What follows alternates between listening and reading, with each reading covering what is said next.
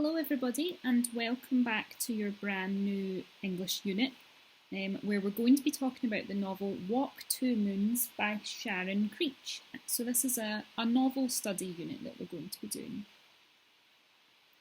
And just to give you a little bit of an idea of what we'll be focusing on, we're going to have a wee look at the plan. So during this first week we're going to be talking about genre, so that'll be lessons 1 and 2 on genre. And then we're going to move on to setting in week 2, character in week 3, and narrator in week 4, by which point we should hopefully be finished reading the novel. And then in week 5 we'll be talking about creative writing, and week 6 we'll be doing a little bit of critical essay to finish off the unit as well. So because I'm not going to be with you in class, it's important that we talk a little bit about the expectations for each lesson. So for each lesson, you're going to be reading or listening to a section from the novel. So I'm going to record myself reading some of the sections, and you'll either have to listen to the whole thing during the lesson, or your teacher may wish to read some of the section to you if they want to. And then you're going to be completing a series of activities based on the section that you've read and focusing on the area that we're looking at. So for example, today we're going to be reading a little bit of the book, and we're going to be talking a little bit about genre, so you're going to be doing some tasks and activities about genre and the opening chapters of the book. And although I'm not going to be there with you in the room, I'll still be checking and marking all of your work. I'll be checking in with your cover teacher to see how the lesson's gone, and I'll be available on Teams to answer any questions that you've got as well. So it's really, really important that you make sure you complete all of the tasks that you're given during these lessons. Okay, so let's get going with the task then, and this one is called Doppelganger. So the prompt is, you walk into class late one day and see someone is already in your seat. It's you, or at least someone who looks and sounds exactly like you. What's going on?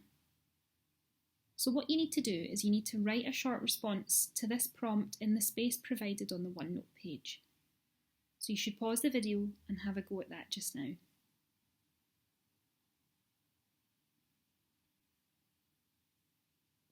Okay, so Walk Two Moons. What's going on? What's it all about? Well, Walk Two Moons is a book that came out in 1994. It's a young adult fiction novel written by a woman called Sharon Creech. The book contains elements of both comedy and mystery. So what I'd like you to do now is have a chat to the people around about you, have a think about the title, read the blurb of the book, and discuss what you think the story is going to be about.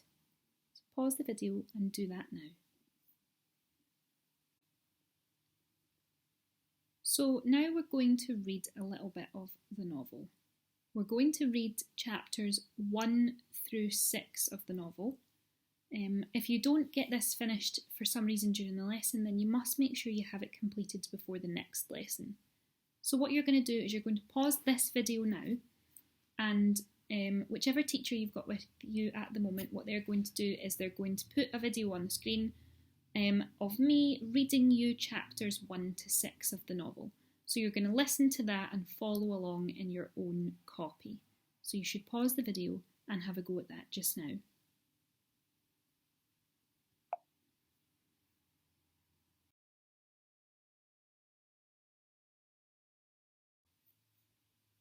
Thinking about genre then. So what's it all about? Well, a genre is a particular style or category of music, art, film or literature. So for example, in literature and film we have genres such as romance, comedy, horror, and you'll be able to think of loads more. In music, a genre might be pop, metal or classical.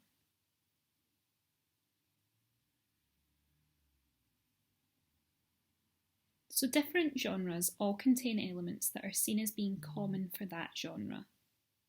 This helps us to categorise things into one genre or another, and we call these things conventions of that genre.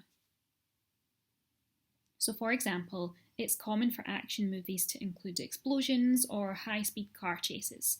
You can probably think of 10 or 20 action movies that include those things, and those are conventions of the action genre. So those are things that you would not be surprised to see in an action movie or a book.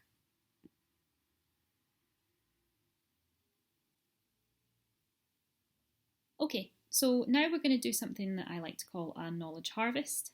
So we're going to be thinking about the mystery genre and what you might already know about it. So what I'd like you to do is pause the video, chat to your partner or the people round about you, and think about what you might already know about the conventions of mystery stories. So what sorts of things would you expect to see in a mystery? And then what I'd like you to do after you've had a conversation about it is individually make notes on the OneNote page for this lesson about what you think would be included in a mystery story. So pause the video and have a go at that now.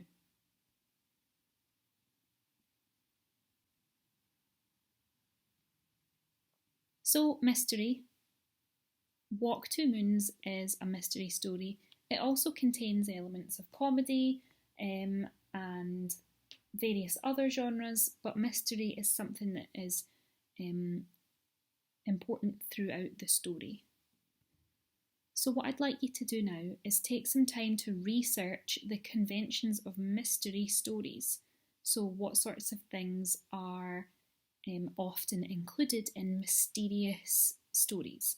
And I'd like you to create a short PowerPoint presentation on your findings. And when you've finished that, I'd like you to save it and I'd like you to attach that short presentation to the OneNote page for this lesson. So make sure that you give your presentation a title page, spend a little bit of time making sure it looks good, so we don't want to see any blank white with black text presentations. Kind of try to jazz them up a little bit, and make sure that if you're looking online for information that anything you do find out has been put into your own words in your presentation. So pause the video and do that now.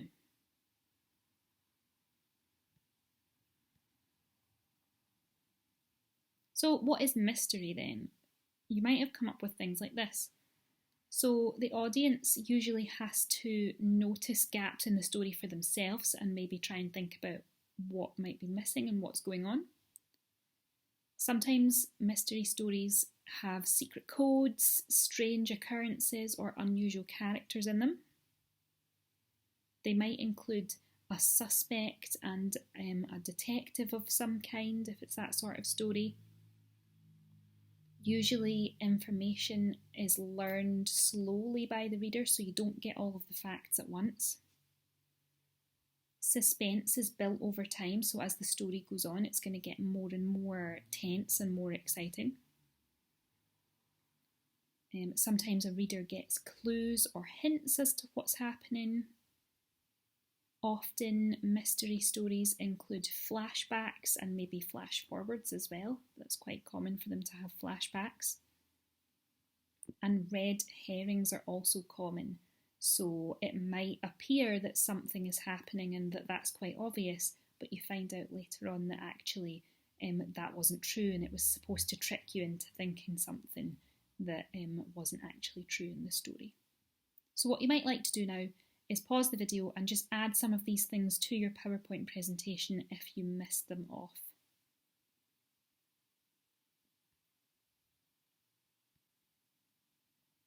Perfect. And we're going to finish up by answering some questions on the reading that we've done during today's lesson. So, question 1. In the first chapter, how does Sal's father feel and how do we know this? Then look at page 9. What do you think the word ornery means? Try not to look it up. Try to just answer this question by thinking about the way that it's used in the book. Read page 31. Why does Sal feel betrayed by her mother's comment, do you think? So there's been a space provided on the OneNote page for this lesson for you to answer these questions.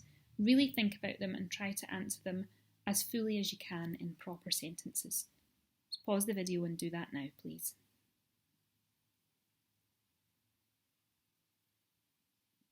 Perfect. Okay, so that's all that we're doing today. So remember that you can ask the teacher who's with you for help with anything that you found confusing. You can contact me on Teams or send me an email if you'd like a little bit more help.